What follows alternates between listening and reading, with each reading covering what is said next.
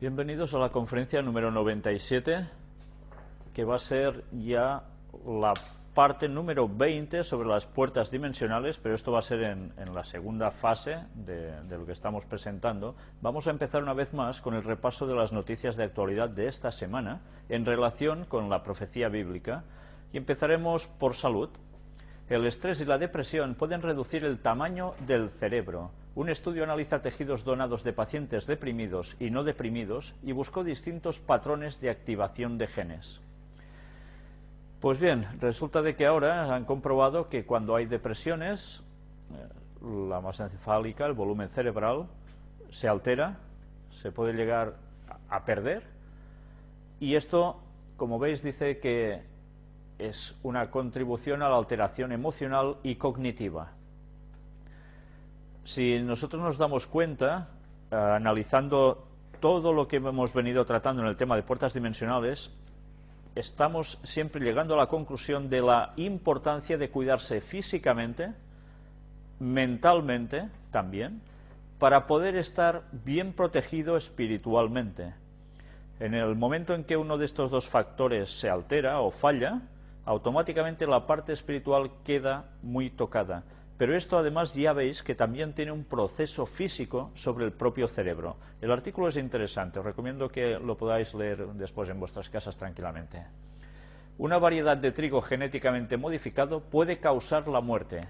Los hijos de las personas que consumen productos alterados genéticamente pueden no llegar a los 5 años de edad. Y esto proviene de Australia. Ya sabéis que cada vez hay más problemas y se habla mucho sobre la modificación genética en los alimentos, en los vegetales básicamente. Pero bien, ya sabéis que siguen habiendo gente que apoya, gente que contradice, pero aquí en estos casos parece ser que realmente esto no son bromas y que hay que ir con mucho cuidado, porque el negocio que se hace con todo esto realmente es tremendo y puede ser a costa de la salud de las personas. La actividad física mejora la memoria. Un ejercicio breve e intenso ayuda a consolidar lo que se acaba de aprender. Se hicieron distintas pruebas y con distintos grupos de personas. Se llegó a la conclusión de que las personas, cuando hacen ejercicio un poco aeróbico, o sea, de movimiento, si en esos momentos o justo después aprenden algo, la retención que les queda en su memoria sobre eso es mucho más elevada que las personas que no hacen ese ejercicio. Por tanto, bien, tengamos presente que cuando el espíritu de profecía hablaba que también hemos de trabajar nuestro cuerpo, evidentemente es porque hay una repercusión a todos los niveles, y eso es sumamente importante para estar bien también con Dios. Los hábitos saludables pueden disminuir hasta 14 años la edad biológica. Los resultados son una muestra de la necesidad de educar especialmente a los niños. Pues ya veis si es importante, porque los niños, ya sabéis que cada vez hay más obesidad entre ellos, se están disparando los índices, y si no se educa a los mayores y a los niños, pues la edad biológica no va a disminuir, sino todo lo contrario. Por tanto, una vez más, se pide vida sana, tal como vamos mostrando nosotros también, y a través del tema de la Biblia y la salud y los escritos de Ellen White al respecto. Científicos dicen que ayunar prolonga la vida. Pues bien, ya veis que hasta qué punto puede ser importante el ayuno. Ya sabéis que en la Biblia se habla de él. Los expertos han descubierto que el ayuno no solo reduce los niveles de colesterol en sangre, sino también la producción de insulina, IGF-1, responsable de la regeneración de los tejidos del organismo. El exceso de esta hormona puede conducir a un envejecimiento prematuro. Ya sabéis que Ellen White también habla de que no es necesario siempre hacer un ayuno súper estricto, de no consumir absolutamente nada durante un día, sino de tomar algunas frutas ligeras, beber líquido, y eso favorece que nuestro organismo se depure, nuestra mente también vaya mucho más descansada, y por tanto nuestro razonamiento pueda elevarse y nuestra comunión con Dios también crecer.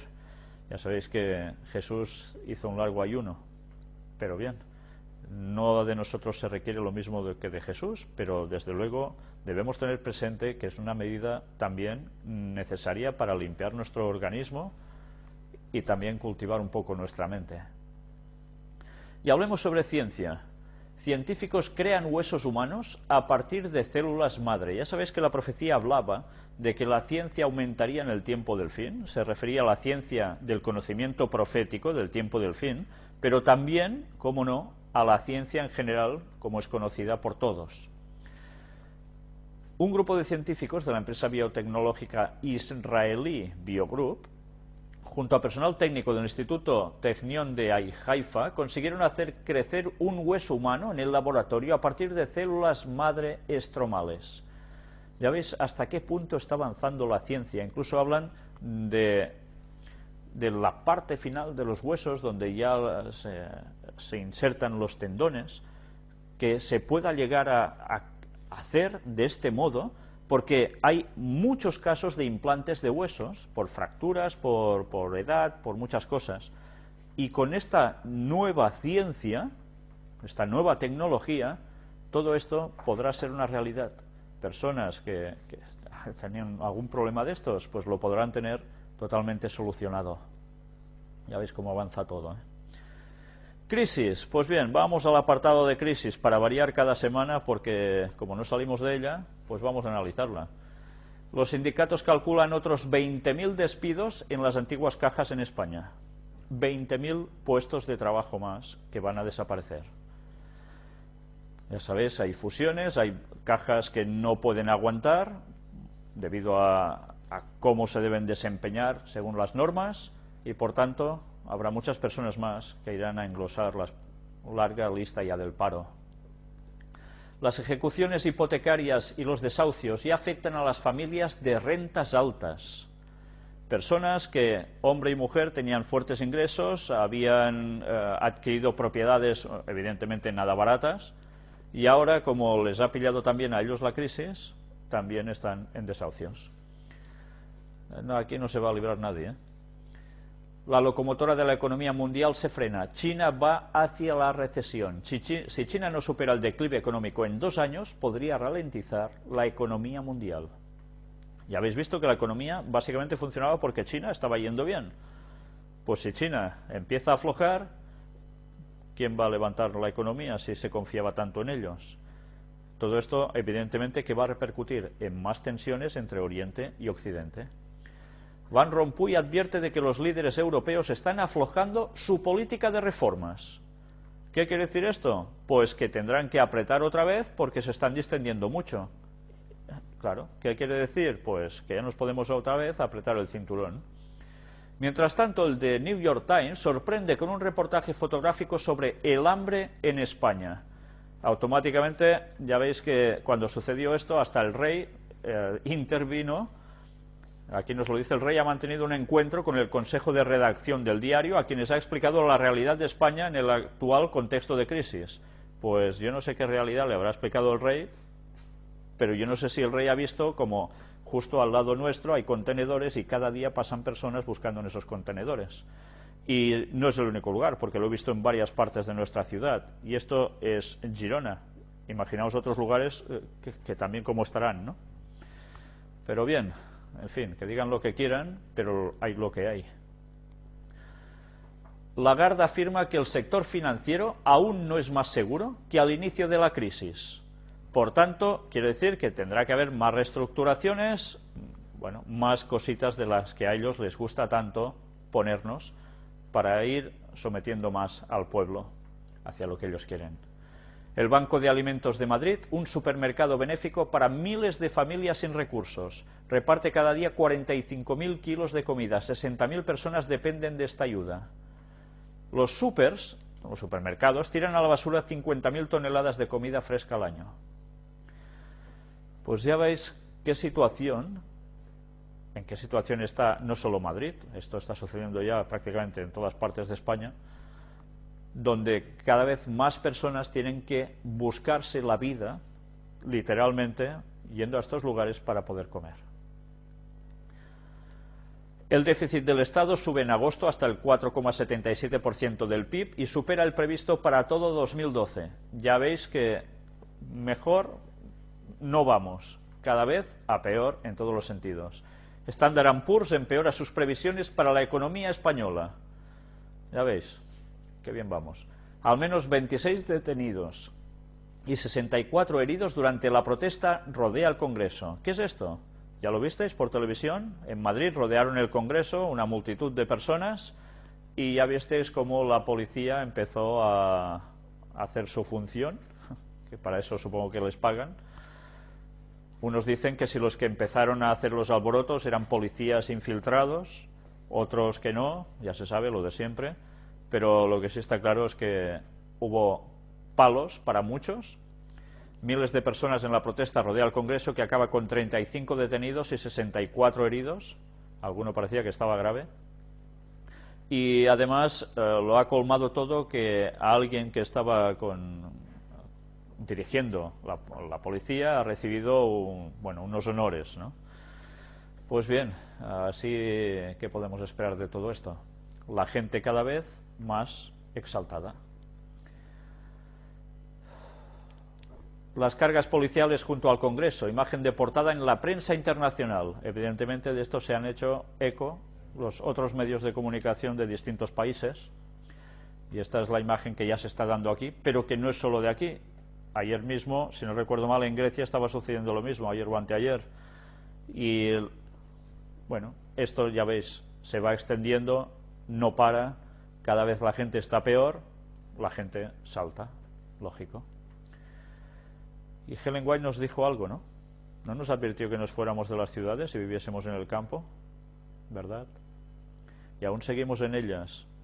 En el campo, si uno está, puede sobrevivir. En las ciudades, ya veis, o vas a contenedores o tienes que ir a bancos de alimentos. Vaya plan. Y aún irá peor. Pero atención a esta noticia, porque es de las que podemos calificar como agárrate y no te menees. Interior paga 12.300 euros, el Ministerio del Interior, para que 17 guardias recen en el santuario francés de Lourdes. Y esto no es de ahora, la peregrinación se viene haciendo ininterrumpidamente desde el año 1958. La Unión de Oficiales critica este gasto en una institución aconfesional. Bueno, ahora sale esto a la luz, así fuertemente. Ya hubo alguna polémica anteriormente. Algunos agentes ya no han ido. Pero ya veis, hasta qué punto unas fuerzas del orden están supeditadas ¿a qué? A un catolicismo que encima paga el pueblo. Fantástico, ¿eh? Y en momentos de crisis todo esto sale, aflora y, bueno, creo que a pocas personas les debe hacer gracia, ¿no? Al menos 50 detenidos en los disturbios de la manifestación de Atenas durante la huelga general, ya lo veis una vez más, en Grecia, siguen también así. La oposición sostiene que las cuentas de 2013 traerán más paro y más recesión. Bueno, lo dicen la oposición del Gobierno de España, en este caso, ya sabéis que manda el Partido Popular, pues el PSOE, el Partido Socialista, que habían gobernado hasta hace poco, también ahora se ponen a decir de que esto llevará más paro y más recesión. Luego, cuando suben los otros al poder, los que ahora están en la oposición vuelven a decir lo contrario, y bueno, siempre el mismo juego, pero el pueblo de mal en peor. Y evidentemente las cuentas de 2013 no van a traer muchas glorias al pueblo de España, eso está claro. La banca española necesita 59.300 millones para sanearse en el peor escenario económico. Sobre alguien tendrá que repercutir todo esto tarde o temprano, ¿no? Ya os imagináis sobre quién va a ser. Y ahora hablemos sobre Cataluña, precisamente en estos momentos de crisis y en estos momentos que se está planteando ya la independencia. Vamos a ver un vídeo, precisamente ahora, donde Artur Mas ya habla de ese camino a la independencia. Está subtitulado al español, por tanto no tendréis muchos problemas. Vamos a entrarlo. Avui amb la presidenta del Parlament i amb el Govern, i els he anunciat la meva decisió de dissoldre el Parlament de Catalunya en els propers dies i convocar eleccions pel proper diumenge 25 de novembre. En moments excepcionals, decisions excepcionals. Aquest Parlament ha votat en més d'una ocasió que Catalunya té dret a l'autodeterminació. Ha arribat l'hora d'exercir aquest dret. de manera democràtica, pacífica i constructiva. No cal buscar-se enemics exteriors. Només cal fixar-nos en la nostra força interior com a poble i com a nació. Tots som conscients que el Parlament que surti de les urnes haurà de fer front a una missió històrica, probablement la més complexa i transcendent dels darrers 300 anys. També la més arriscada, la que hi tenim més a guanyar o més a perdre. En aquest sentit, els anuncio que un cop Catalunya hagi assolit els objectius nacionals que el poble català decideixi, jo no em tornaré a presentar a unes eleccions a la presidència de la Generalitat. I espero, desitjo i confio que aquests objectius s'assoleixin en la propera legislatura. Millor en una legislatura que en dues, si es possible. Pero claro, esto no gusta en muchas partes de España y se dice de que habrá que cortarlo de algún modo, que esto no se deberá hacer, que es anticonstitucional, etcétera, etcétera, ¿no? Ya veis que él habla de 300 años. 300 años, recordemos la fecha de 1714, que fue precisamente el momento clave de rendición de Cataluña, y 300 años después será, ¿cuándo? 2014. Pues este proceso, mirad que oportunamente se ha puesto en estos tiempos para llegar precisamente bien a esa fecha, al 11 de septiembre de 2014, como un Estado independiente, Cataluña. Habéis visto que él habla de la fuerza interior. Bien, son unas palabras que con todo lo que estamos viendo en el tema de las puertas dimensionales da mucho que pensar, ¿no? Y ya hemos visto precisamente del peso que hay detrás entre los jesuitas y la masonería para llegar a Cataluña ahora a la independencia, cuando antes no se contaba con ello, ahora sí, por tanto prácticamente está definido que esto va a ser así. ¿Sabéis? Alguien me comentó que ha estado buscando en qué momento nosotros presentamos por primera vez en esta serie de conferencias el tema de que Cataluña sería independiente. Me han dicho que es en la conferencia 32, minuto 59, si no recuerdo mal. Yo no lo he repasado, no recuerdo ni de qué año es eso, ya no lo sé sinceramente, pero para que veáis que realmente cuando hay alguien que mueve los hilos, los mueve muy bien. Aquí tenéis las noticias. El Parlamento de Cataluña prepara un pronunciamiento soberanista, es lo que ya han preparado. Y mientras tanto ya vemos reacciones. Margallo dice: la solución pasa por reconocer el hecho catalán y la realidad hispana. Muchos países no reconocerían una declaración unilateral de independencia, solo por parte catalana. Y este es el señor ministro de Asuntos Exteriores y Cooperación. Bueno, ellos no lo ven claro. Y miremos que mientras tanto hay varios partidos que estudian pactar una resolución por la autodeterminación de Cataluña. Bien, todo esto ya veis que cada vez es más rápido. Pude ver, no sé si era el miércoles o el jueves, en el canal 324 de información de TV3, en la televisión catalana, donde precisamente se hacía una entrevista a dos expertos en la materia, y los dos dijeron que quedaban totalmente sorprendidos con la rapidez que ha evolucionado todo en poco tiempo, que lo ha sobredimensionado a todo lo que nadie se podía esperar.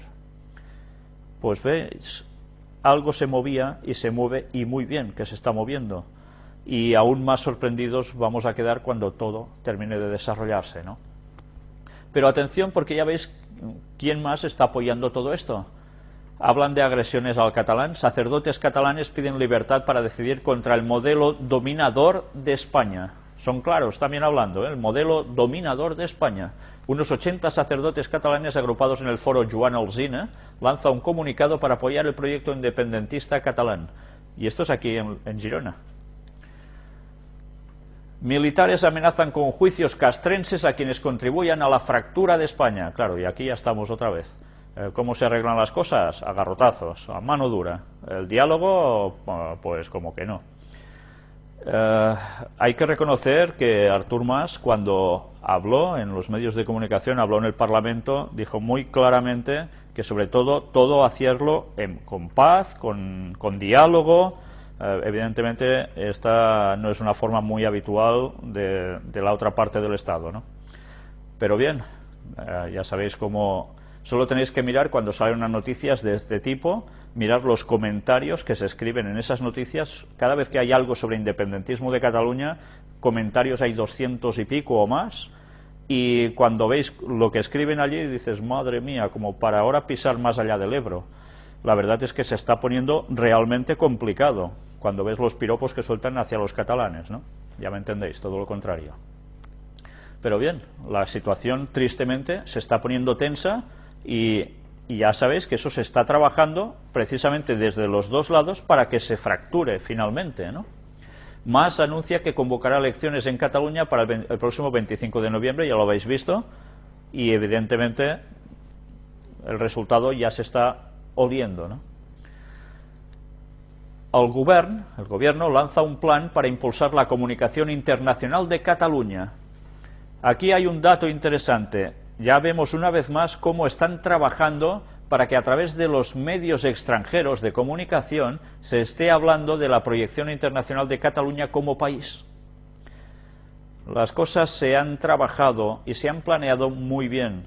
Hay personas que creen que esto ha sido, mira, de hoy para mañana, pim pam. No, no, esto estaba muy bien planeado. Pero bien, todo llega en su momento, por supuesto.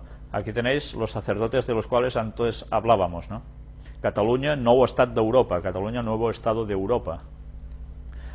Y el Financial Times dedica su portada a la secesión de Cataluña. El influyente diario económico publica un extenso artículo tras las palabras del presidente Mas hablando de autodeterminación y que, bueno, tienen claro que esto pues irá hacia adelante, ¿no? Mas espera que una España civilizada se abra a negociar si Cataluña vota irse. El presidente confía que la consulta al pueblo catalán sobre su futuro puede hacerse vía referéndum porque querrá decir que el gobierno la ha autorizado. Pues parece ser que el gobierno no la va a autorizar. Y así ya se han manifestado, ¿no? Y bien, esa negociación ya os podéis imaginar que difícilmente va a ser hablando, ¿no? Dado que el diálogo no es lo que más impera en este país, parece ser, tristemente. Aquí tenéis unos cuantos partidos. De Igualada hacen frente común pidiendo un referéndum de autodeterminación. Igualada, otra población más de Cataluña, pero no han sido los únicos. Pero mientras tanto aparece esta noticia. Pilar Rahola, que había sido también una señora que estaba en un partido político, dice que está en el top 10, en lo máximo, de las personalidades más influyentes en la comunidad judía. Ya sabéis que ella siempre habla a favor de los judíos y es totalmente en contra de las frases que se dicen antisemitas y declaraciones antisemitas. Ya sabéis que esa palabra antisemitismo está muy mal utilizada porque de semitas tanto lo son la gente árabe como lo son los judíos, pero bien, siempre se pone básicamente o se les coloca a los judíos. Sea como fuera, ella dice, me siento muy honrada de formar parte de una lista de personas que influyen en el mundo judío. Ya sabéis que ella tiene un parentesco con Carles Rahola, que también era un señor muy importante en Cataluña en su momento. Y bien, ¿por qué aparece todo esto?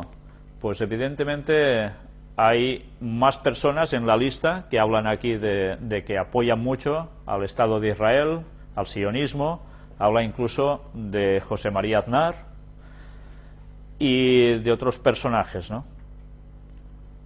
El mundo está siendo movido por algunas personas, no muchas, pero desde luego los que lo mueven saben por dónde hay que moverlo y son quienes son, y de ellos hemos venido hablando en todas estas conferencias. Yo no estoy diciendo para nada que Pilar Rahola sea una señora que por esto sea una mala mujer, ni mucho menos. Sencillamente que siendo catalana está haciendo una obra para el mundo judío muy importante, ¿no? Pues bien, el Parlamento de Cataluña aprueba consultar a los catalanes sobre la independencia. Ya está aprobado. A partir de ahora, pues hay un programa muy de autocrítica, muy gracioso en TV3, en la televisión catalana, que se llama Polonia, que curiosamente, ya sabéis que se puso este nombre porque se dice que a los catalanes, en según qué partes de España, los llaman polacos, porque como hablamos distinto, pues ellos hacen mofa, parodias de los personajes políticos de España, de los de Cataluña, de los de donde haga falta, y bueno, precisamente las temáticas sobre las que se están riendo es sobre esto, y que continuamente sale la parodia de Artur Mas y otros políticos de que ya vienen los tanques asustados, ¿no? Pues bien, porque la situación, viendo cómo se funciona en los dos lados, pues lo más fácil podría llegar a ser eso, si no hay una intervención importante desde fuera de España. Y eso es lo que se está trabajando. Casi 80 municipios se han declarado durante septiembre territorio catalán libre. Ya veis que van creciendo cada vez más, salen más. Incluso en algún lugar han dicho de que el Día de la Hispanidad, el 12 de octubre, sea un día laborable. Pero bueno. Artur Mas insta al gobierno central a escuchar a Cataluña y no a amenazar, cosa que parece que les cuesta bastante. Y miremos, porque ya sabemos que la independencia no solo va a ser de Cataluña, sino también de Euskadi, y han sucedido algunas noticias que vale la pena destacar. Urizar cree que es el momento de lograr las condiciones para la independencia. Este es el secretario general, candidato de Bildu al Parlamento Vasco, y reitera que España es un lastre. Está llegando el momento para decir, se acabó con España también. Y luego ha salido otra noticia vinculada, ¿o no?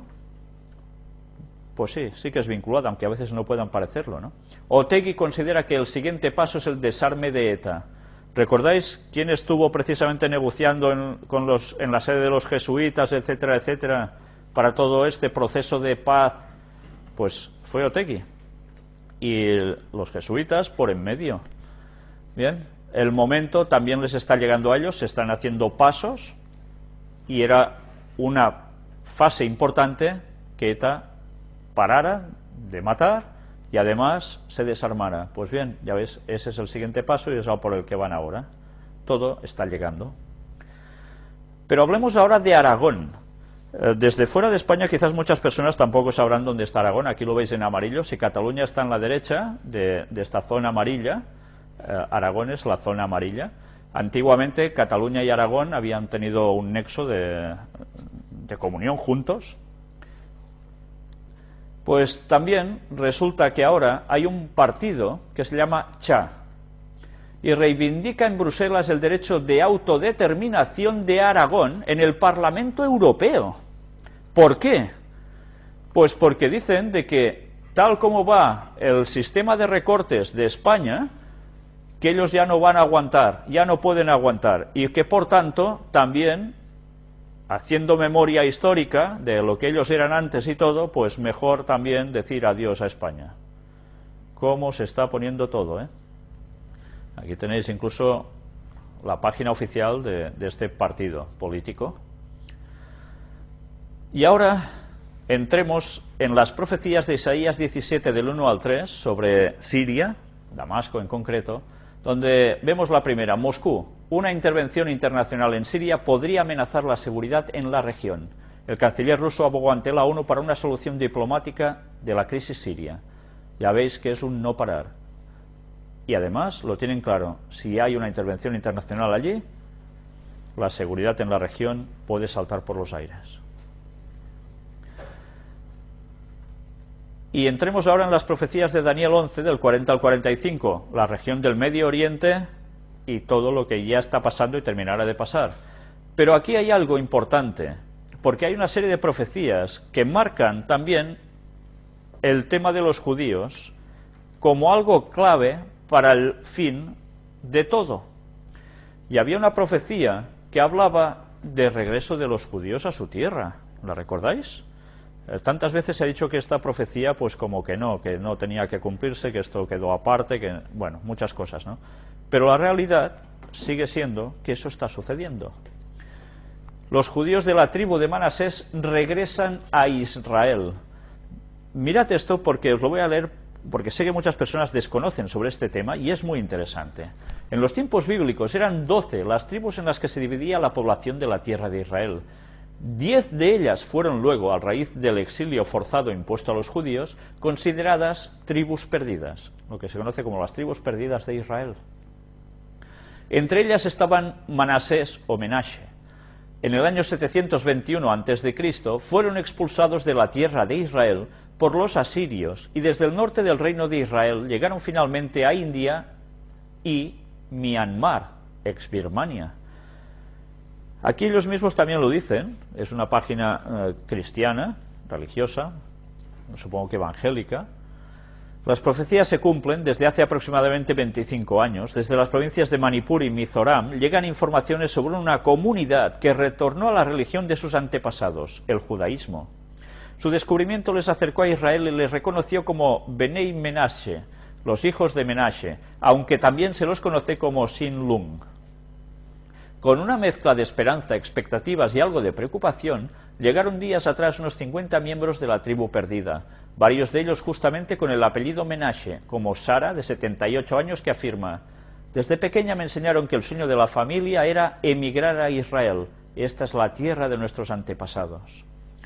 Sara Menashe llegó con el corazón partido, dejó 5 hijos en India, pero por otro lado se reunió con una de sus hijas que vive en Israel, en el asentamiento de Kiryat Arba junto a Hebrón. Otros 166 inmigrantes de la misma comunidad debían llegar de India poco después.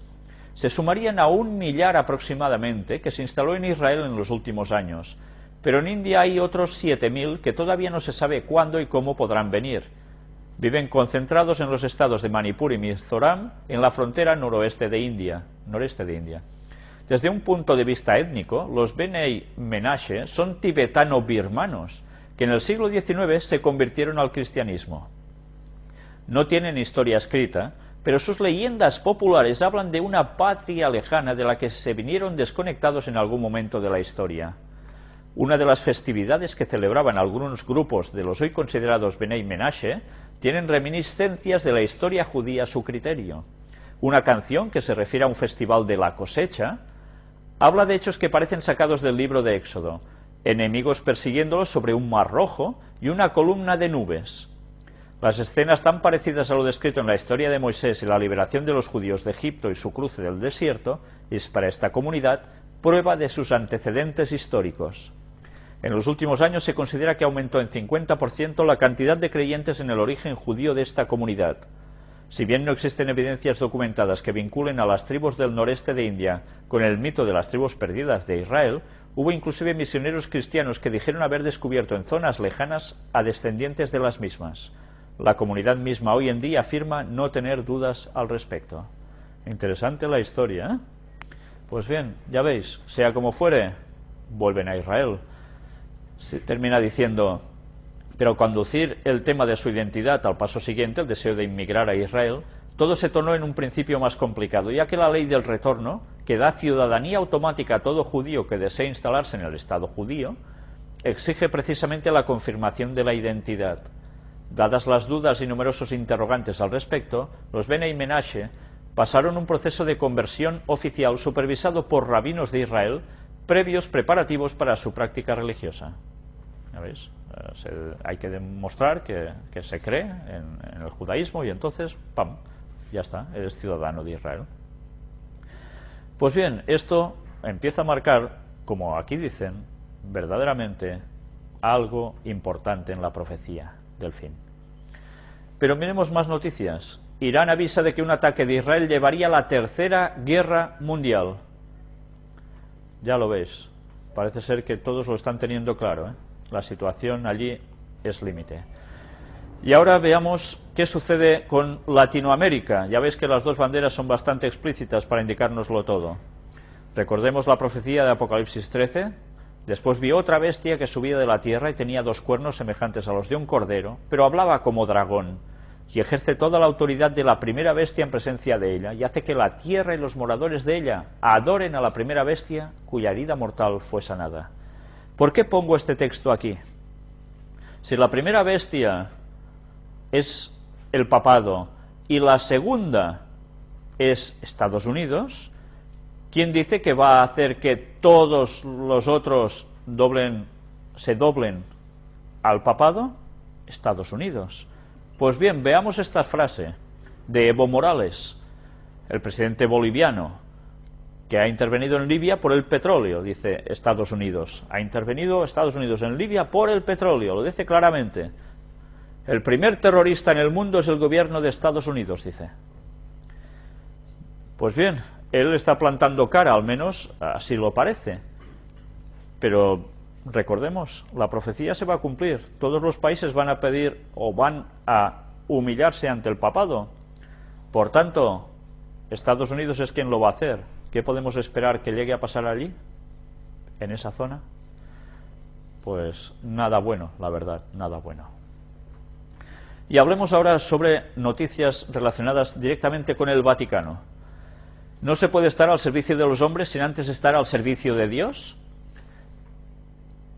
Y mirad este dato interesante. Sabéis que estamos hablando de la nueva evangelización, ¿no? Cada semana estamos sacando sobre este tema, porque no paran de salir noticias. El inicio del año de la fe, el 50 aniversario del Concilio Vaticano II, los 20 años del Catecismo de la Iglesia Católica y, atención, y la 13ª Asamblea General del Sínodo de los Obispos sobre la nueva evangelización. Por tanto, ¿qué número es este sínodo? El 13. 13 es el sínodo de la nueva evangelización. Luego haremos memoria.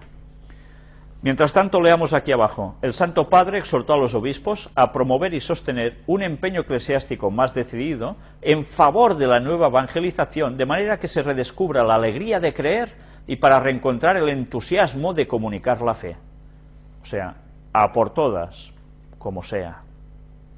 La llamada es la de favorecer y alimentar la comunión y la colaboración entre todas las realidades de vuestras diócesis.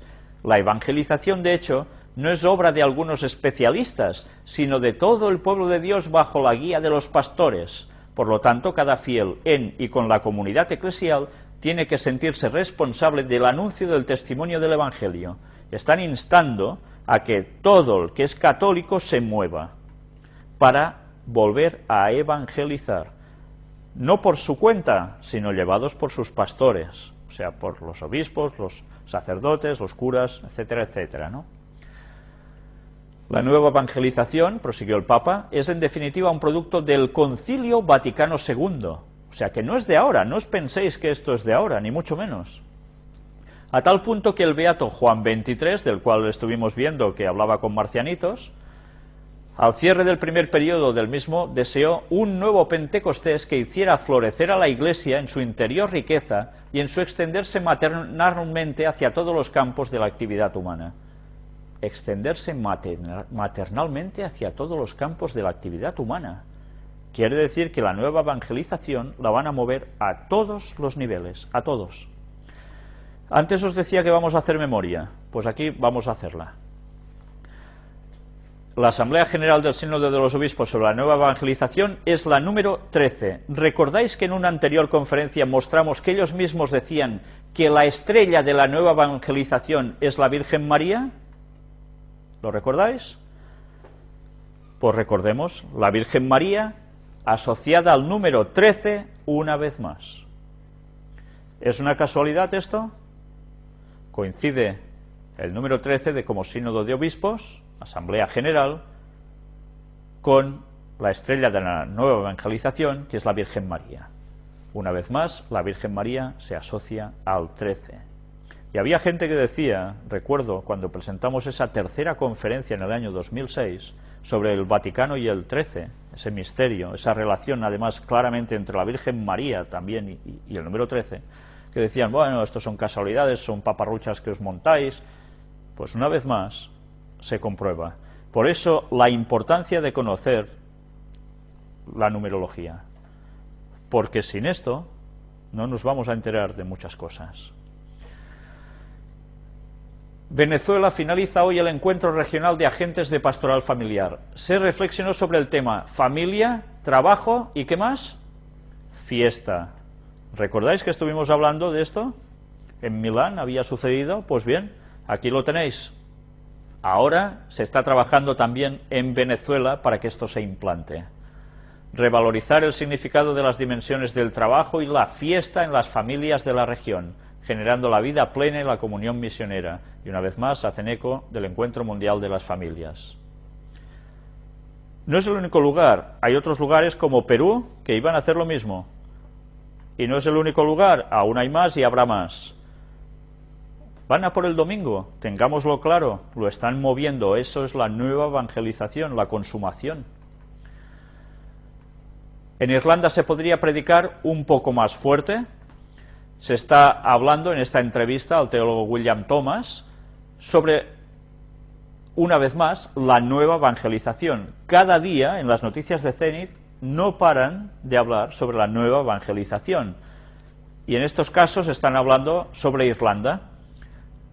Y hay precisamente una estadística donde nos dice que el secularismo en Irlanda hay mucho. Desde los últimos 20 años vemos que del 95% que era católico, hoy ha bajado a 42%. Y de ese porcentaje, el 67% no cree en la transubstanciación. Ya sabéis que la hostia sea verdaderamente el cuerpo de Jesús y que el vino sea verdaderamente la sangre de Jesús. Yo me gustaría saber si ellos se lo creen también, pero bueno. Sea como fuere, ven que en Irlanda, que era un lugar tan católico, hay que hacer una nueva campaña de evangelización. El Papa recibe a la Internacional Democristiana en Castel Gandolfo. Benedicto XVI pide a los políticos que actúen con espíritu profético en la crisis. Espíritu profético en la crisis, defender la vida y el matrimonio heterosexual. ¿Por qué dice espíritu profético en la crisis? Evidentemente, esta crisis, provocada por ellos, en la profecía registrada, tiene que llevar a un objetivo. Pues ese espíritu profético es la que va a hacer actuar a los políticos. Y ellos lo saben muy bien. Cuando hablan, menos mal que sabemos lo que sabemos, porque si no, de muchas cosas no nos enteraríamos jamás. Y atención a lo que ahora veréis aquí, que tiene vinculaciones también con el apartado de Cataluña. Tarcisio Bertone, ya sabéis que es el jesuita que siempre está al lado del Papa, del cual hablamos también la semana anterior. La crisis europea es antropológica, no hay un gen católico de la deuda. Ya sabéis que dicen que en los países de tradición católica es donde peor se está yendo con la crisis, ¿no? La lengua y la historia de los pueblos son realidades sublimes, afirma Tarcisio Bertone, cardenal secretario del Estado del Vaticano. Fijaos, la lengua y la historia de los pueblos son realidades sublimes. ¿A quién se está refiriendo ahora aquí? ¿Por qué dice esto ahora Tarcisio Bertone? Porque estaba hablando sobre España y iba a hablar sobre Cataluña. España no es un viejo país católico, dice, no es vieja y la mayoría sigue siendo católica. Pues con la crisis y cuando las cosas se vayan apretando, la gente deberá buscar.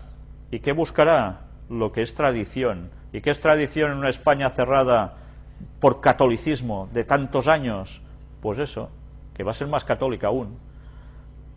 El relativismo y el laicismo van minando instituciones como la familia. Y aquí él empieza a hablar porque iba a recibir un premio del Grupo Godó. El Grupo Godó, ya sabéis que es el grupo que dirige La Vanguardia, que muchas veces la utilizamos nosotros aquí, extrayendo noticias. Pues bien, ya sabéis que este señor, que es el cardenal Bertone, que aquí lo tenéis en fotografía, de 77 años, se conserva muy bien, 77 años. Este señor está hablando algo muy importante. El Grupo Godó le da un premio y él va haciendo un discurso. ¿Sabéis? Él es una persona que dice que aprecia mucho lo que sucede en Cataluña, al pueblo catalán por sus contactos que él tiene. Él dice que es de la Juve, seguidor de la Juve de fútbol, ya sabéis el equipo de fútbol, pero que también no le quita ojo al Barça. Bien. Sea como fuere, el premio se lo da el Grupo Godó, que el Grupo Godó ya sabéis que está vinculado ¿a qué? ¿Sabéis? No sé si lo llegamos a hablar eso en algunas primeras noticias hace mucho tiempo, pues al catolicismo, y muchos hablan que también a masonería. Bien, el caso es que él ahora le dan el premio, y aquí empieza a hablar sobre la situación en España, en los países católicos que están recibiendo tantos problemas con la crisis, y llega un momento, en que ahora lo vais a ver, dice algo muy interesante. Su Eminencia conoce bien la realidad catalana. La visita del Papa a Barcelona en noviembre del 2010 fue un bello ejemplo de la sensibilidad de la Santa Sede hacia la lengua y la cultura catalanas. Cuando antes pasaban totalmente de Cataluña, ¿lo recordáis? Ahora están diciendo esto tan bonito, ¿no? Recordemos que la Iglesia Católica en Cataluña ha sido muy nacionalista desde siempre, pero no tenían apoyo, parece ser, desde Roma. La relación entre Dios y el hombre contemporáneo, dice él, es el eje del magisterio de Benedicto XVI. Mirad lo que está diciendo, la relación entre Dios y el hombre contemporáneo. En eso está trabajando Benedicto XVI. Y Barcelona, con su majestuoso templo de la Sagrada Familia, en cierta medida representa en Europa occidental el símbolo de las relaciones entre lo humano y lo divino, entre la naturaleza y lo sobrenatural. Esta es la importancia de la Sagrada Familia que os he venido diciendo todo este tiempo. Para Gaudí, ya sabéis, el arquitecto de la Sagrada Familia, el arte puede asumir el lenguaje teológico, o sea, por símbolos, ¿entendéis? Es decir, hablarle al hombre de Dios. Por tanto, el arte se entiende en el fondo como instrumento de diálogo, de comunión entre naturaleza y gracia. También la lengua es instrumento de comunión que pone a los hombres en comunión con Dios y entre ellos. La historia de todos los pueblos, sus expresiones artístico-culturales y su lengua son realidades sublimes que tienen sentido en cuanto cada persona las ha recibido para conocer a través de ellas la presencia de Dios en la propia vida. La Sagrada Familia va a tener un peso importante, ¿hacia dónde? Hacia la Europa occidental. De ahí que Cataluña vaya a ser independiente, porque le van a dar una fuerza como nunca, precisamente para ensalzar desde la Sagrada Familia todo lo que ellos quieren y reevangelizar, mejor dicho, recatolizar Europa occidental. Y ya veis, hablan mucho sobre la lengua, ¿eh? ¿Por qué hace tanta ahora incisión en esto? Porque en Cataluña se habla otra lengua, el catalán, que estaba siendo despreciado durante años, en muchos lugares, incluso aquí habíamos tenido problemas para hablarla, y ahora pues no, ya veis, ellos la están ensalzando a una realidad sublime, ¿no? Pues bien, en estas pocas palabras que nos ha hablado también de Gaudí, lo que nos viene a decir es que la simbología que aparece en la Sagrada Familia, en tal como está hecha, construida, quiere decir una serie de cosas que transmiten, que si no conocemos esos símbolos no vamos a entender nada. Una vez más, veremos cómo a través de la simbología ellos están diciendo y transmitiendo algo. Y no solo a la gente, no solo a la gente. Cuando hemos venido demostrando en el tema de las puertas dimensionales que las simbologías para ellos van mucho más allá y pueden llegar a ser como puertas dimensionales, ¿entendéis lo que esto va a implicar? Bien, esperamos poder dedicar, lo tenemos casi todo hecho, nos falta hacer algunas cosas más, pero prácticamente donde enseñaremos todo esto sobre la Sagrada Familia. A ver cuándo podemos hacerlo. Identidad y rol del hermano religioso en la escuela de hoy. Y aquí nos está hablando de los educadores, evidentemente católicos, que vamos a destacar también algo muy interesante. Le preguntan, ¿y cómo formar a esos niños del futuro que serán los líderes de la sociedad? Está hablando de escuelas católicas donde son educados los que van a ser los líderes de la sociedad. ¿Dónde se educan entonces? ¿Se educan en un colegio de aquí al lado de la esquina que no pintan nada, pobrecitos? No, no, se educan en las escuelas católicas. Mirad si es importante ahora lo que vais a ver en lo que aquí expresa el hermano Marco Albani. El Evangelio debería ser el libro guía de la escuela católica. Son valores que se comparten con quien es creyente y con quienes no lo son. Nosotros insistimos sobre la educación a la libertad, a la solidaridad, a la acogida, y tratamos de hacerlo junto a los profesores, para que sea una familia convencida de tener una misión que lleve adelante un mensaje evangélico. Nosotros hemos educado a muchos de los líderes que han gobernado y se han hecho cargo del mundo en que vivimos, y diría que hemos fracasado. ¿De verdad creéis que han fracasado educándolos? ¿O los han educado precisamente para que hagan eso? Pero aparentemente han sido gobernantes que han ido hacia lados que no correspondían con el catolicismo. No sé, me viene a la cabeza, por ejemplo, Fidel Castro, ¿no? Bien. Sigamos avanzando. Pero ya lo veis, queda claro que ellos los habían preparado ya, algunos que han sido ya los gobernantes. Antes que nada debemos educar y no depositar conocimientos ni valores, sino construirlos juntos, en el aula, en la calle, con los chicos, de tal modo que todos aprendemos y todos enseñamos, donde lo que aprendemos lo descubrimos juntos, y lo que enseñamos lo hacemos desde nuestra propia praxis. Yo creo que es desde esa experiencia que se construyen personas, que después no pretendan estar primero que los demás. Por encima de todo, ahora tendrá que estar el Evangelio. Estarán educados así. Por tanto, ¿a dónde nos van a llevar los líderes? Al terreno del Vaticano. Ya veis, a veces en una entrevista que parece que, una entrevista más, me salto esta noticia, viene pues detalles realmente importantes, ¿no?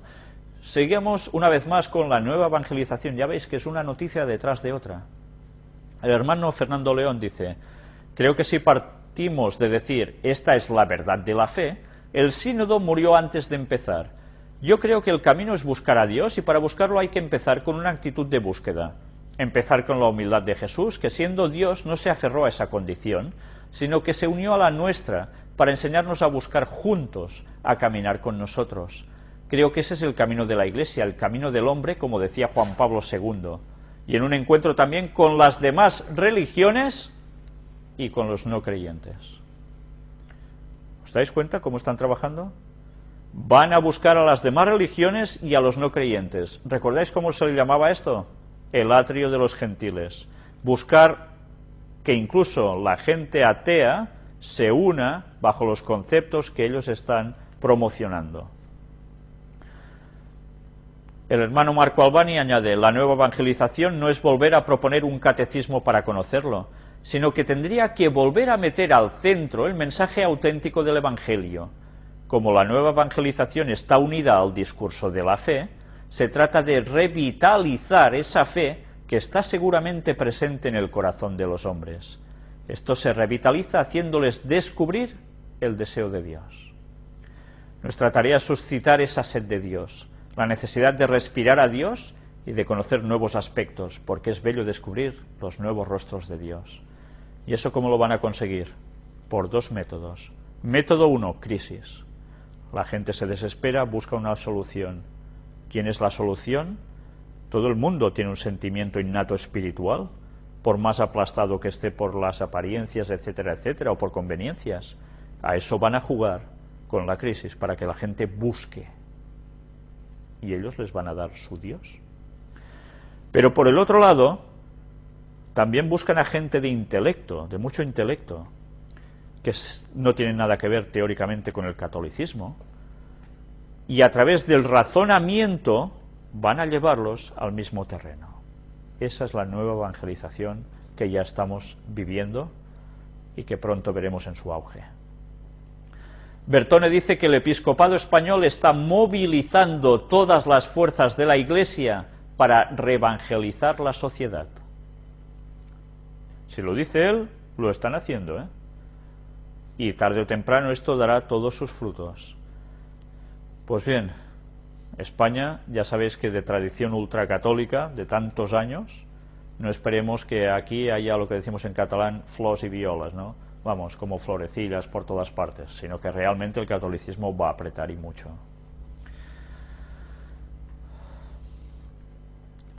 Vamos a seguir avanzando. El nacimiento en la fe, el baptisterio lateranense. Lo que vais a ver ahora aquí es una noticia que la he escogido precisamente porque vamos a hablar de simbolismos y de un número en concreto.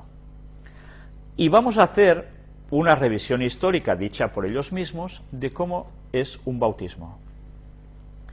El baptisterio lateranense, adyacente a la Basílica de San Juan de Letrán, conocido también como San Juan en Fuente, es el primer baptisterio construido después de la publicación del decreto de la libertad de culto concedido a los cristianos en el año 313 después de Cristo por el emperador Constantino. Está erigido sobre una planta termal romana de finales del siglo II después de Cristo, que formaba parte de una de las villas romanas que existían en esa zona. Desde el primer siglo en Roma, los bautismos se celebraban cerca de los manantiales o en aguas corrientes. Tertuliano, abogado romano del siglo II después de Cristo, cuando se convirtió al cristianismo, se informó de que Pedro en Roma bautizaba en el río Tíber. Ya veis, ¿qué hacía Pedro? Bautizaba en un río que evidentemente quiere decir que había bastante agua, ¿no? En el giro de casi 300 años, en el Imperio Romano ocurrieron 10 crueles persecuciones en contra de los cristianos. Imaginemos el entusiasmo que sintieron los cristianos del siglo IV cuando finalmente pudieron profesar la fe en el Señor Jesús y bautizar a sus propios hijos sin ser perseguidos. Es el momento en que surge Constantino y dice, bueno, ahora libertad para los cristianos, ya no habrá más persecución. Ya sabéis, curiosamente, cuando el diablo provoca eso, es cuando la Iglesia se hunde. Cuando las cosas van muy bien para el cristiano, normalmente van muy mal para el cristianismo.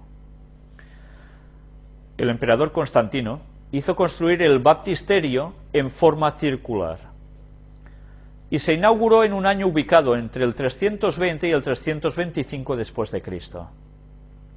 Enseguida el Papa Sixto III, años 432 a 440, cambió la forma en octagonal, así como la podemos admirar todavía hoy. En la arquitectura romana la idea del círculo representaba la perfección y en general los mausoleos tenían forma circular. Recordemos, por ejemplo, el mausoleo del emperador Adriano, que es el actual Castillo del Ángel. ¿Cuál es el Castillo del Ángel? ¿Castillo de Sant'Angelo? Es donde tiene residencia el Papa, ¿no? Y el mausoleo de Constancia en la calle Nomentana, en Roma. Son de forma circular. Los simbolismos que aquí expresan no son tonterías. El círculo, para toda la gente que está puesta en esoterismo y cabalismo y demás cosas de este tipo, dicen que expresa precisamente la perfección. ¿Por qué fue cambiado a forma octogonal por un papa? Vamos a seguir leyendo. La forma octogonal representa el día de la resurrección. El resucitado se aparece a los apóstoles el octavo día, el primero después del sábado, y citan Juan 20:19. O sea que sería el primer día de la semana, ellos le dan el 8, lo califican como el número 8. Con el simbolismo del octágono, se subraya que con el bautismo se entra en el tiempo nuevo, en el tiempo inaugurado por la resurrección de Cristo. El octavo día es también el día de la nueva creación, donde el hombre entra a tomar posesión de la vida eterna, aunque si no tiene todavía la total posesión. En este lugar los catecúmenos pronunciaban la triple fórmula de renuncia a las tentaciones, al pecado, al diablo. Seguía después la triple pronunciación del consentimiento expresado con la palabra creo, y el catecúmeno respondía sí a Dios Padre Creador, a Jesucristo unigénito, Hijo de Dios, y a la Iglesia. ¿Verdaderamente quiero decir que el 8 se refiere al lunes? ¿Al domingo? ¿Sabéis? en las culturas donde el peso esotérico es muy grande, y en las culturas paganas lo ha sido siempre, el 8 tenía una simbología. El 8 era la simbología cosmológica del universo, del infinito. Un 8, ¿cómo lo dibujáis? Empezáis por un lado, hacéis circunferencia hacia la izquierda, bajáis, giráis hacia la derecha, circunferencia más grande debajo, va subiendo otra vez y empalma hasta arriba otra vez, ¿no? Es un infinito.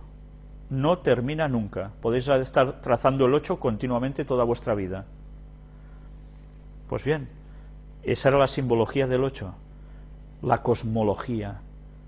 Estaban refiriéndose a que el cosmos, el universo, influye directamente en las personas. Pronto veremos, en el apartado de puertas dimensionales, no sé qué número de conferencia o de parte será, precisamente la conexión entre catolicismo y lo que os estoy diciendo. Creo que más de uno se va a sorprender con este tema porque es bastante ignorado, por desgracia. Pero sigamos.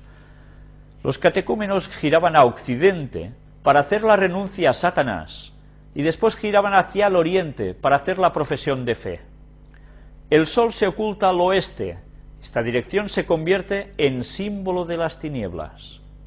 Mientras que al este el sol surge y en esta dirección el catecúmeno se dirige para convertirse en hijo de Dios. Mirad qué simbologías, que ahora esto no se utiliza. Bueno, sí, dice que al menos los curas parece ser que hacen ciertos movimientos simbolizando esto, ¿eh? Pero sea como fuere, ¿recordáis un episodio en el en el tabernáculo, esa tienda desmontable que llevaban los israelitas por el desierto, donde el profeta ve, por visión de Dios es transportado, y ve lo que están haciendo allí, los sacerdotes? Estaban adorando en dirección ¿a dónde? Al sol. Porque ellos no adoraban a Dios. Esta simbología que aquí nos pintan, bíblicamente, no se corresponde con lo que Dios quería, sino que eran adoraciones al sol, que en verdad eran los simbolismos que aplicaban a su divinidad, que era el mismísimo Lucifer, Satanás. Ya veis cómo hacían los bautismos, bajo qué simbología, y cómo, una vez más, cogiendo cierta simbología cierta, ya sabéis que en la Biblia también se habla de Cristo como el sol, ¿no?, de justicia, etcétera, etcétera, diciendo lo mismo, en verdad lo aplican a la parte satánica. Sigamos viendo más cosas. El bautismo se producía por inmersión, y lo dicen ellos mismos. No dicen que cogían un trozo de medio coco partido con un poco de agua y le tiraban el agüita encima de la cabeza de la criatura, como se está haciendo durante tantos siglos, sino que era por inmersión. Entonces, ¿por qué lo han cambiado? ¿Qué sentido tiene esto? Se vestían completamente con vestidos blancos y luego, después de la invocación del Espíritu Santo, recibían la confirmación.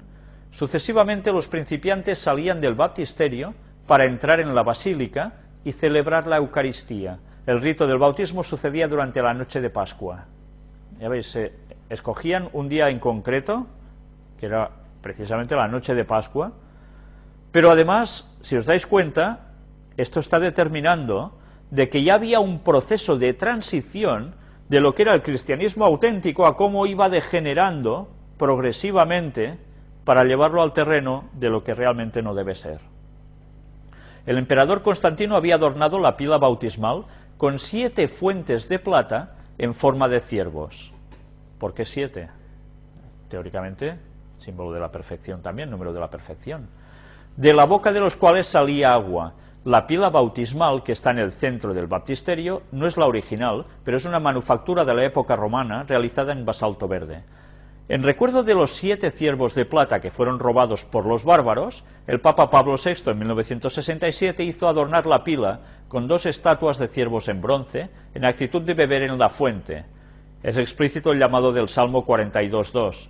Como la cierva sedienta busca las corrientes de agua, así mi alma suspira por ti, mi Dios.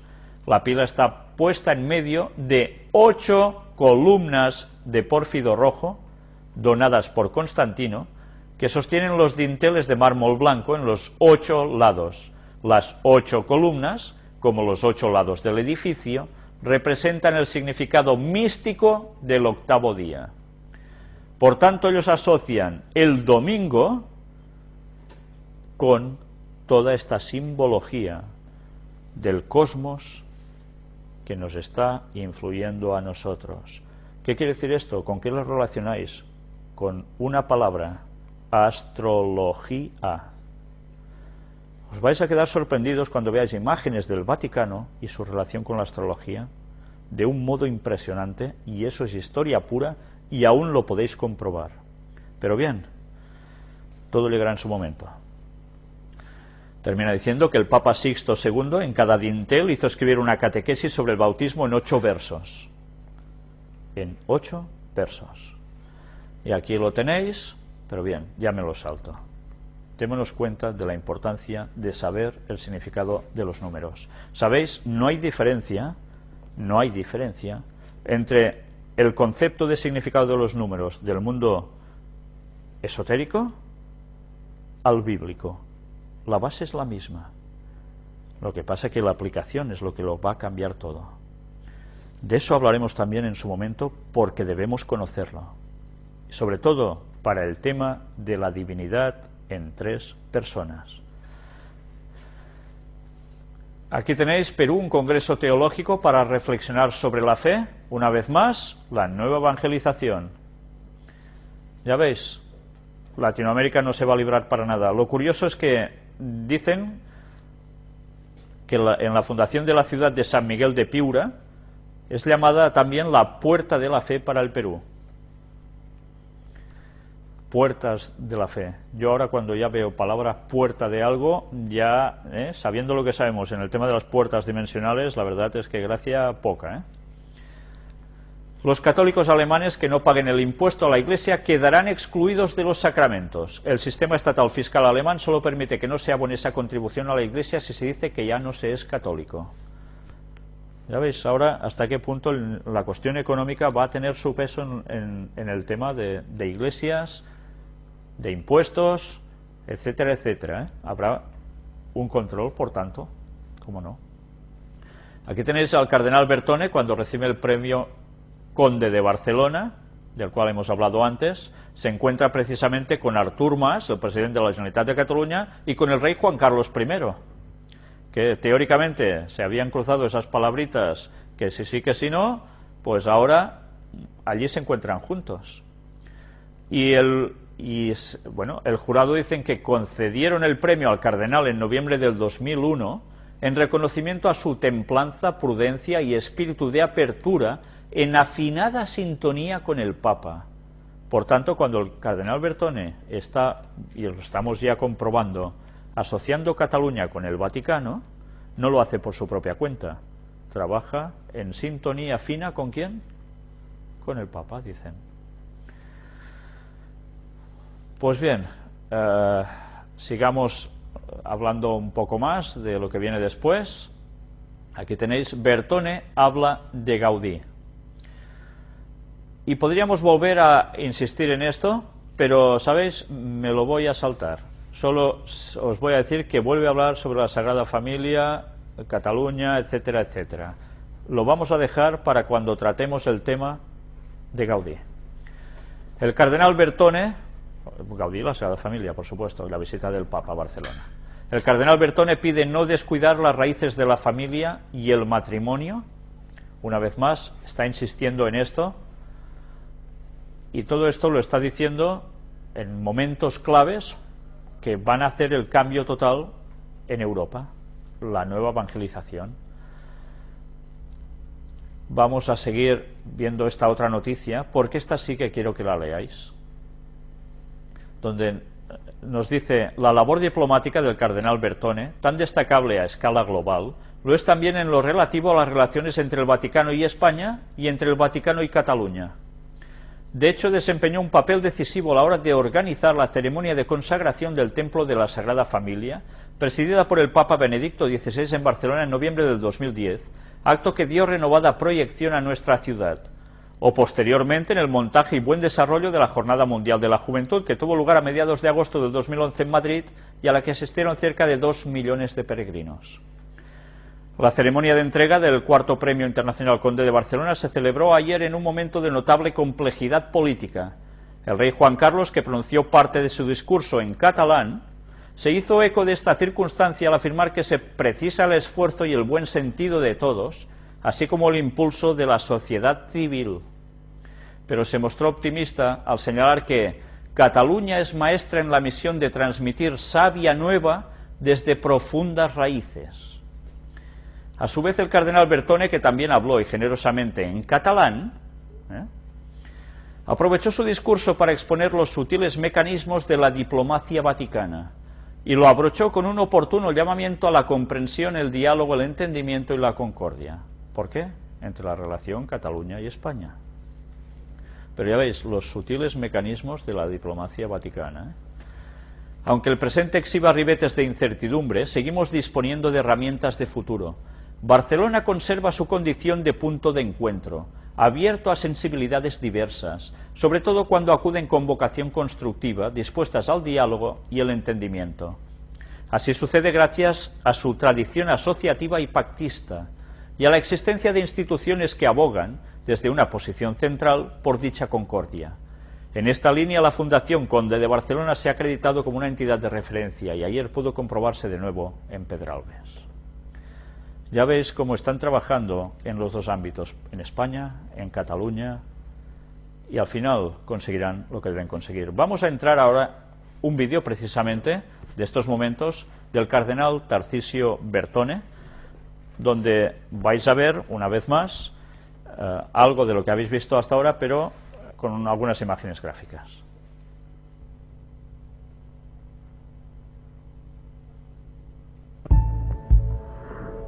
El secretario de Estado Vaticano, el cardenal Tarcisio Bertone, viajará a Barcelona para recibir este martes el Premio Conde de Barcelona de manos del rey Juan Carlos. El jurado le reconoce su templanza, prudencia y espíritu de apertura en afinada sintonía con el Papa. Sus organizadores dicen que es un modo de reconocer también la labor social de la Iglesia en estos tiempos de crisis. En reconocimiento a tres labores, a tres méritos. Primero, su labor en la política exterior de la Iglesia Católica. Segundo, por el viaje que el Papa hizo a Barcelona hace ahora pronto 2 años. Y tercero, por la labor muy importante que está realizando la Iglesia en estos momentos de grave crisis económica en España. La Fundación Conde de Barcelona está vinculada al diario La Vanguardia, uno de los más veteranos y el tercero más leído en España. El jurado desea reconocer con este premio al cardenal Bertone la buena repercusión de la visita de Benedicto XVI a Barcelona en noviembre de 2010. Significó el relanzamiento de la Sagrada Familia como símbolo no solo de la raíz cristiana o del fondo religioso de la ciudad, sino también de la Sagrada Familia como símbolo artístico internacional, vinculado e indisociable de la religión, de la religión cristiana. Es la 4ª edición del Premio Internacional Conde de Barcelona. Se entrega cada 3 años y en el pasado lo recibieron el presidente de la Comisión Europea, Durão Barroso, la Cruz Roja Internacional y el editor del New York Times.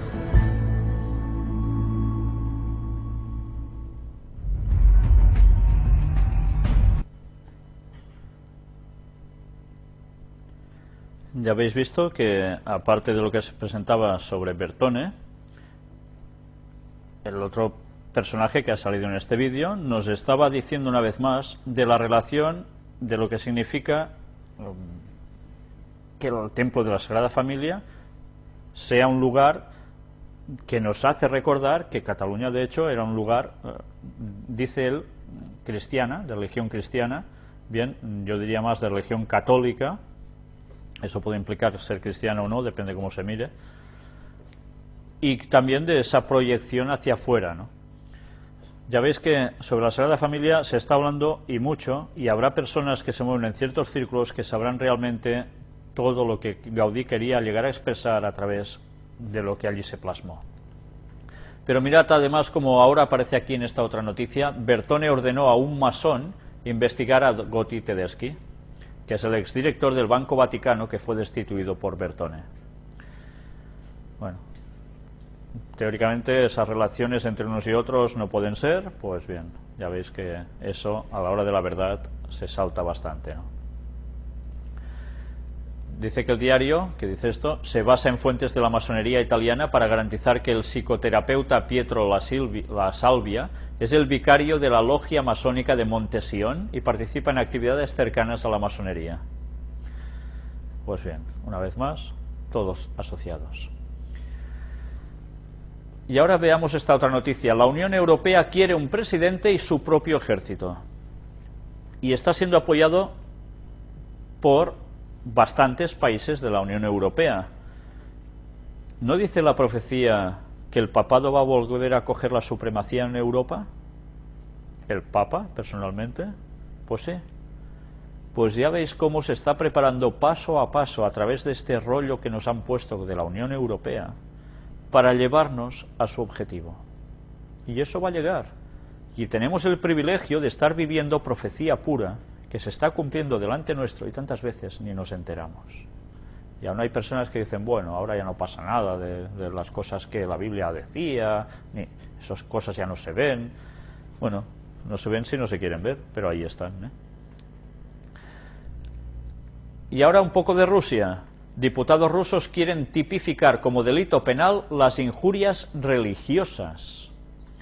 Por tanto, ahora, ya sabéis que hubo un escándalo con ese grupo que se puso en una iglesia ortodoxa a cantar, a bailar, a saltar, diciendo cosas contra Putin, y eso, claro, movió sentimientos por todas partes. Pues bien, ahora se legisla para que, según qué, injurias religiosas sea penado. ¿Qué querrá decir esto? ¿Que podrás hablar fácilmente sobre el clero, lo que hacen por detrás, lo que están haciendo, etcétera, etcétera? Pues la cosa se está cerrando por todos lados. En Rusia manda ¿quién? La Iglesia Ortodoxa, ¿verdad?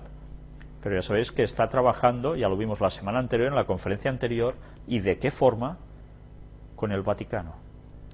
Pronto parece ser que las cosas se van a unir bastante. Pero en todas partes, por una situación o por otra, están saliendo leyes que van a llevar al mundo a lo que estaba predicho. Homosexualidad. Elton John, el famoso cantante. Jesús era un gay compasivo superinteligente. Y ya sale aquí emplumado, y etcétera, etcétera, ¿no? Ya veis, personajes que cuando hablan hay personas que los escuchan bastante. Ya sabéis que él se declaró que era gay ya hace muchos años. Pues bien, él, según dice, creo que Jesús era un gay compasivo superinteligente que entendió los problemas humanos. En la cruz perdonó a los que le crucificaron. Jesús quería que fuéramos amables y compasivos. No sé qué hace que la gente sea tan cruel. Intenta ser una mujer gay en Oriente Medio, vales lo mismo que muerta. Bueno, mirad cómo dice unas cuantas verdades y lo introduce con una frase que no se sustenta por ningún lado. Pero bien, aquí se suelta, ¿no? Y otra, una teóloga inglesa insiste en que Cristo era gay. Y ahora empiezas a pensar, ¿qué está pasando? Que quieren pintarnos que Jesús era gay.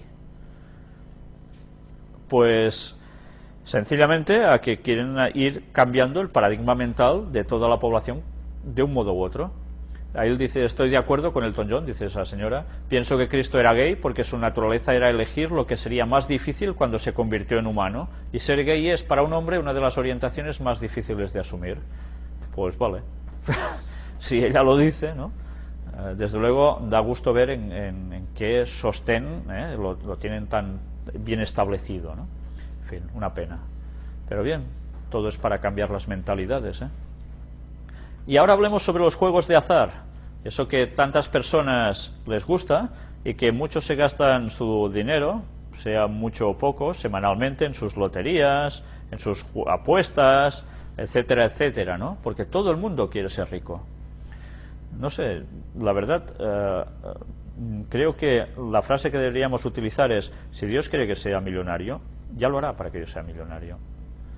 No nos busquemos lo que no debemos hacer, cuando ese dinero podía estar invertido y donado a la causa de Dios, para trabajar más para Dios, para que más gente conozca el Evangelio, y no a querer ser nosotros los millonetis.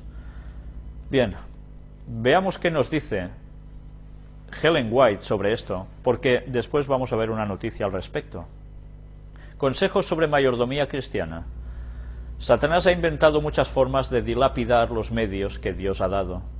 Los juegos de naipes, las apuestas, los juegos de azar, las carreras de caballos y las representaciones teatrales son invenciones suyas, y él ha inducido a los hombres a promover estas diversiones con tanto celo como si estuvieran ganándose la preciosa dádiva de la vida eterna.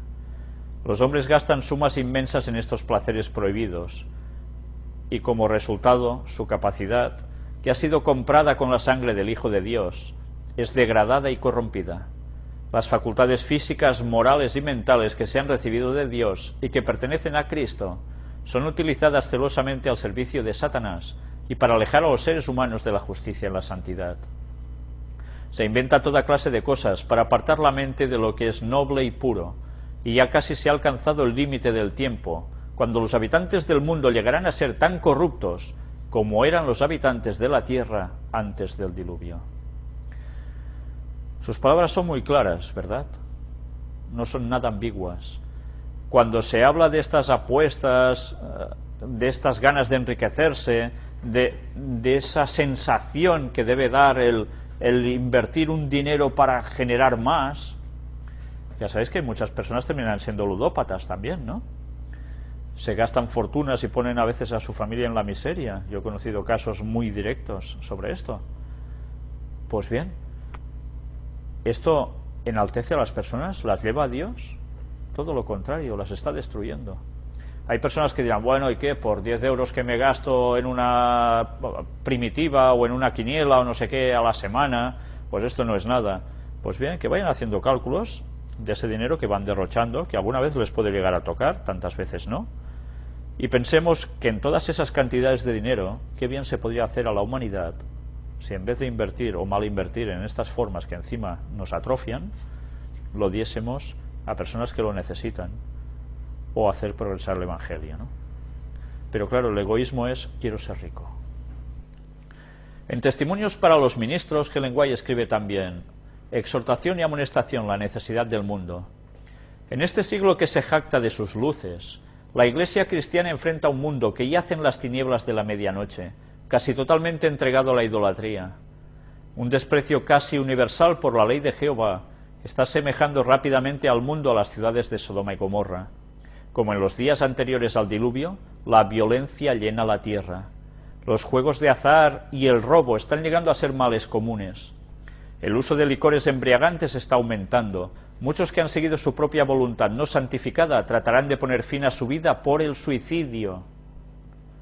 Ya veis, por llevar una voluntad propia, nada santificada, se puede llegar al suicidio.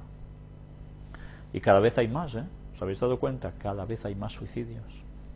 La iniquidad y el crimen de toda clase se hallan en las altas esferas de la tierra, y los que consienten en estos errores están tratando de proteger del castigo a los culpables.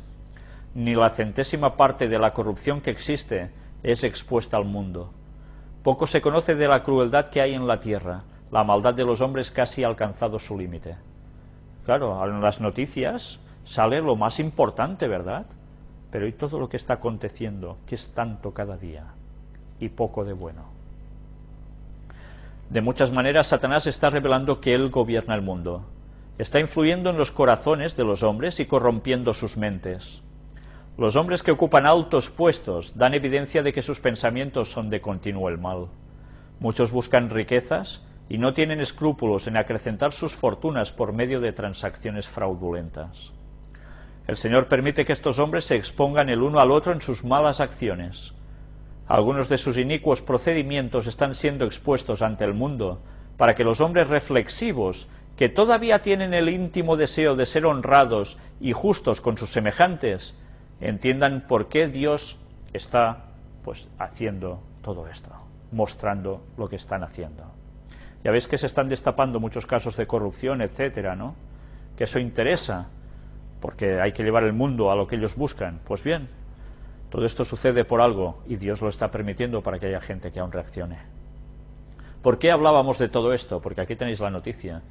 Loterías de España elige a los Rothschild y Hogan Lovells asesores financiero y jurídico de la operación para dotar al FLA. Ellos son los que van a mover el dinero para que los premios lleguen, etcétera, etcétera, los Rothschild. Bien, una vez más, vendidos a la alta masonería mundial, vendidos, como no, a los banqueros del Vaticano, los Rothschild. En fin, ¿aún creéis que estas sociedades hacen el dinero limpiamente? Cuando Ellen White decía que no tengamos nada que ver con estas sociedades masónicas, ¿por qué es? Pues porque en verdad detrás hay la corrupción. Y hablemos precisamente, ya que estamos con los Rothschild, del nuevo orden mundial. Y recordáis que estuvimos hablando de Mario Conde, que se presentaba para Pontevedra en las elecciones, etcétera, etcétera. Conde, apólogo de la masonería, tendrá en Intereconomía un programa con jóvenes. Esta noticia es del 3 de junio del 2011. Este programa ya lo tuvo. No sé si aún lo sigue teniendo, no lo sé. Nosotros ya mostramos algunas de sus declaraciones que aquí salen. Ya veis, al lado de quién está aquí, en este caso, del rey Juan Carlos. Y mirad qué frase. Hay instituciones que están muertas pero no lo saben. Me recuerda El sexto sentido. Habla de una película, ¿no? El interés por lo trascendente le viene de lejos. Pero fue en la cárcel donde el expresidente de Banesto, el hombre más envidiado y emulado de los 80, dio rienda suelta a su debilidad por las cuestiones esotéricas. Hoy, recién publicado su libro Cosas del Camino, se atreve a profetizar en Magazine la nueva conciencia que vendrá tras la crisis. Mirad que está hablando Mario Conde, no está hablando uno que no sepa de qué va el asunto, Mario Conde está diciendo que después de la crisis vendrá una nueva conciencia. ¿Qué están trabajando el catolicismo ahora a través de la crisis? Preparando al mundo para dar el golpe en su momento decisivo con la reevangelización que ya está en curso. Cuando todo llegue a su fin, la nueva conciencia de la que habla tanto el mundo esotérico va a ser una realidad, porque la gente va a cambiar su paradigma mental. No por arte de magia, no porque los astros influyan sobre nosotros, no, porque se habrá trabajado para eso. Claro que tiene cuestiones esotéricas este señor, si estaba puesto de lleno en la masonería, y está también con relación Vaticano. Todo es más de lo mismo. Pues bien, ya veis dónde nos va a llevar la crisis. Cuando esta crisis termine, preparaos, porque vamos a vivir el cambio de paradigma mental en nuestra sociedad. Y esto quiere decir que para que Cristo vuelva va a faltar muy poco. Pocos años, muy pocos.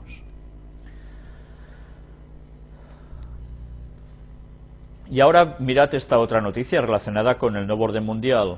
¿Conocéis a este señor, verdad? La delegación de Estados Unidos boicotea su discurso.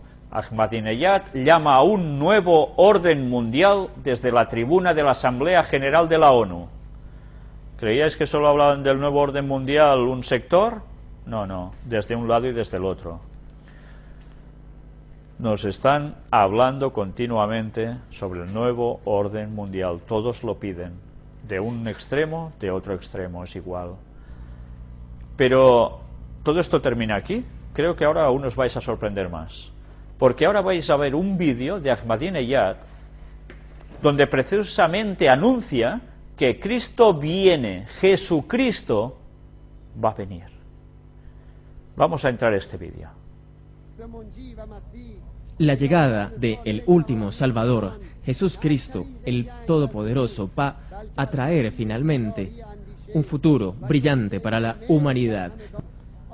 La llegada de el último Salvador va a marcar un nuevo punto de resurrección y de levantamiento de la humanidad si creemos y creamos la paz y la vida genuina para todos nosotros. Su llegada será el fin de la opresión, de la inmoralidad, de la pobreza, de la discriminación y el comienzo de la justicia, del amor y la empatía entre la sociedad. Él va a llegar y va a cortar la ignorancia, la superstición, el prejuicio, al abrir las puertas del silencio y sobre todo del conocimiento. Él va a establecer que haya un imperio de la verdad y de la compasión y va a preparar el camino a sí mismo para que haya una acción colectiva y constructiva y una participación constructiva de todos en el concierto y manejo mundial. Él va a venir para dar esperanza, libertad y dignidad a toda la humanidad como un regalo. Va a llegar, así que la humanidad va a probar finalmente el placer de ser humana y ser y estar en la compañía de otros humanos. Él va a venir y va a llegar este espacio de tal forma que las manos estén unidas con el amor, los pensamientos y con nuestros corazones que van a ser purificados para que estemos en el servicio de la seguridad, del bienestar, de la felicidad, del bienestar y paz para todos. Él va a venir para determinar a todos los hijos de Adán en todos los aspectos, en todos lugares, para que retomen su origen y para que se elimine esta historia de división. Va a unirlos, por el contrario, en una felicidad que es eterna. La llegada del último Salvador, Jesús Cristo, el Todopoderoso, va a traer finalmente un futuro brillante para la humanidad, no por la fuerza ni por las guerras, sino a través del pensamiento y el despertar de la conciencia en todos nosotros. Su llegada del Salvador va a traer una nueva vida a aquellos que son fríos y a aquellos corazones que están construidos de piedra. Él va a bendecir a la humanidad con un espíritu que es propio y que le va a poner fin a este invierno de ignorancia y de pobreza con sus enseñanzas y con su creación. Va a poner fin a este invierno de ignorancia para la humanidad. Ahora podemos ver y podemos sentir esta percepción de este espíritu de bondad, esta primavera que va a empezar a florecer entre las razas, entre las etnias, entre las naciones o religiones, una primavera que próximamente va a levantarse y expandirse por todos los territorios en Asia, en Europa, en África y en América. Él va a traer esta primavera para todos nosotros, para quienes buscan la justicia, quienes aman la justicia. Va a traer esta primavera de dignidad para el fortalecimiento de las naciones. Unamos nuestras manos y lleguemos para esta llegada eventual, para que tengamos empatía y cooperación en armonía y en unidad. Marchemos todos juntos en este camino hacia la salvación para que las almas de las humanidades lleguen a la gracia. Que viva por siempre esta primavera y que por siempre viva esta posibilidad y que por siempre viva esta primavera.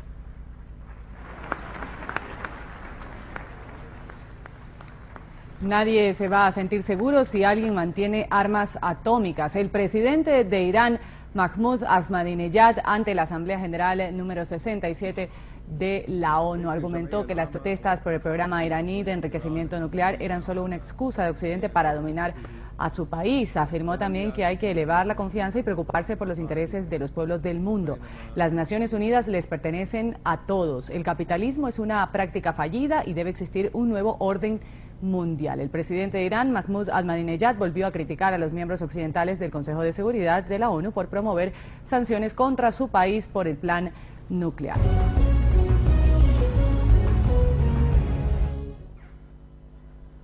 Bien, ya habéis visto que cuando este señor pronuncia las palabras nuevo orden mundial, se está refiriendo en verdad a que esperan el retorno de Jesús. Y ya habéis visto cómo describe la venida de Jesús, que será en Asia, Europa, y habla también de ¿dónde? América. Habla como de un recorrido. Y habla de que es el que lo va a solucionar todo, definitivamente. ¿Os estáis dando cuenta de cómo va a caer este mundo precisamente en las garras de Satanás cuando éste venga haciéndose pasar por Jesús? Porque todos esperan que cuando venga este Mesías, este falso Jesucristo en verdad, vendrá con unas condiciones como para hacer el bien, y va a embaucar a todo el mundo, porque todos los grupos religiosos, ya ves, en este caso musulmanes, creen también en que va a aparecer Jesucristo como un salvador y habrá ese nuevo orden mundial. Por tanto, mirad si es importante saber diferenciar el auténtico del falso, porque este mundo va a sucumbir a los engaños satánicos. Todos van a sucumbir, solo el pueblo de Dios estará libre de ese engaño, de ese gran engaño, porque este es el peor de todos los engaños de la historia, en el cual Satanás está trabajando a través de esta crisis, a través de estas tensiones diplomáticas en Oriente Medio, etcétera, etcétera. ¿Os habéis dado cuenta que él también habla de una primavera cuando venga Jesús? Utiliza la expresión primavera como la primavera árabe. Los lenguajes son demasiado comunes, ¿no? Pues bien, que se vaya preparando el mundo islámico también, porque va a sucumbir al engaño satánico si no aceptan verdaderamente lo que hay. Y ahora miremos también en este apartado del nuevo orden mundial. Escalofriante concurso, te encontraremos, de Nestlé utiliza chips para rastrear a los ganadores. Un nuevo concurso que implica barras de Nestlé hacen que el concepto de una policía estatal sea divertida y emocionante. Para idiotas, pone aquí. El ominosamente concurso titulado Te encontraremos coloca un chip de rastreo en el interior de la barra de dulce ganadora, lo que permite a la sede de Nestlé seguir ganadores a través del satélite y enviar un equipo SWAT para darles su premio. El anuncio de televisión afirma: la barra estará equipada con un dispositivo GPS de señalización. Cuando se activa, este disparará una señal en el espacio a través del satélite y regresará a la Tierra. Esto alertará a una sala de control secreto con un equipo de personas altamente capacitadas. Se abordará en un helicóptero, encontrarán la barra especial y se le dará al ganador 10.000 euros. Y qué fácil es, con todo esto, coger el concepto chip positivo. ¿Entendéis? Qué fácil es. Si tengo chip, tengo dinero. Evidentemente no todas las tabletas son premiadas, porque si no, no ganarían para repartir 10.000 euros. Pero con este concepto, ¿cuántas personas están asociando una cosa con otra? Pues vamos a ver precisamente el vídeo de este anuncio, y con esto prácticamente ya terminaremos. In the very near future, someone somewhere will purchase a chocolate bar. The bar will be equipped with a GPS signaling device. When activated, it will beam a signal into space, bounce off a satellite, and return to Earth. This will alert a secret control room, who will scramble a crack team of highly trained individuals. They will board a helicopter, find the special bar, and give the owner £10,000. Cue girly scream.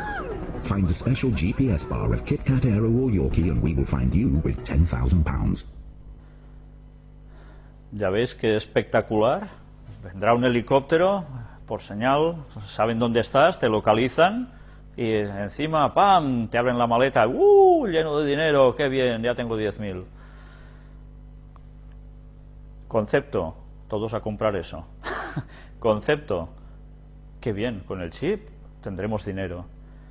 Qué fácil es, cuando ahora veamos la siguiente noticia, empezar a pensar la transición para que vayamos mentalizándonos a que deberemos llevar un chip si queremos tener control sobre el dinero.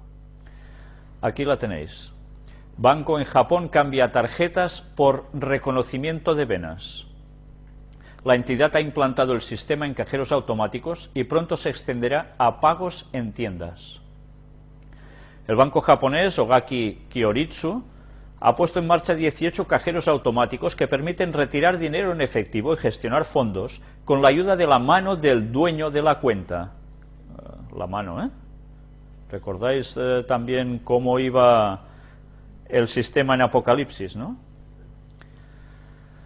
Las tarjetas de plástico empiezan a ser historia. La tecnología de autentificación biométrica en los cajeros automáticos fue desarrollada por la empresa japonesa Fujitsu. Se identifica a la persona con el dibujo de los vasos sanguíneos de la mano a tan solo una pequeña distancia de la superficie del escáner. Luego se introduce el código PIN y la fecha de nacimiento. El Banco Nippon asegura que este método de autentificación es mucho más seguro que, por ejemplo, los sensores para los dedos, ya que es imposible falsificar el mapa de las venas, pues no se encuentran en la superficie de la palma de la mano, sino en todo el volumen de la mano. Yo me pregunto, ¿y el que no tenga manos? Uno de los motivos que hizo tomar esta nueva medida fueron las consecuencias del tsunami que se cobró miles de vidas el 11 de marzo de 2010, tras el cual los supervivientes se quedaron no solo sin dinero, sino también sin documentos personales que pudieran probar su identidad. Ante esa situación, los bancos que operaban en las zonas afectadas tomaron la decisión de facilitar hasta 120.000 yenes, unos $1.500 en efectivo, con la única garantía de una promesa. Los planes del banco son instalar este tipo de máquinas en todas las oficinas y los centros comerciales de la ciudad de Ogaki para la próxima primavera. Ogaki Kyoritsu ha anunciado que en el futuro se podrá pagar en las tiendas y supermercados posando la mano sobre un escáner. Un modelo alternativo de análisis del sistema sanguíneo de la mano es desarrollado por la compañía japonesa Hitachi, donde se implementan otras técnicas radiográficas. Los escáneres analizan solo los dedos y no toda la palma de la mano. Pues bien, sea como fuere, ya vamos viendo que todo se está centralizando del modo en el cual las profecías nos hablaban. Y finalmente ya podemos prepararnos, porque el paso siguiente, evidentemente, si todo esto ya, el plástico ya estará fuera de sí, ya no funcionará, iremos viendo cada vez que hace falta más tecnología, más seguridad, finalmente el chip. Pues bien, que Dios nos ayude a estar atentos al desarrollo de los acontecimientos, porque lo que parecía ciencia ficción para muchos, recuerdo cuando yo era niño y aprendía las profecías bíblicas, que algunos compañeros decían, esto cómo va a pasar, y ahora cuando te encuentran por la calle te dicen, curioso cómo ha cambiado todo, y tú lo decías. No porque yo sea el más listo de la clase, sino porque la profecía bíblica no falla nunca. Digamos las cosas antes de que sucedan, para que cuando sucedan aún haya gente que pueda creer. Que Dios nos ayude en todo ello. Vamos ahora a hacer un descanso y continuaremos con la segunda parte de hoy, que es el tema ya de las puertas dimensionales.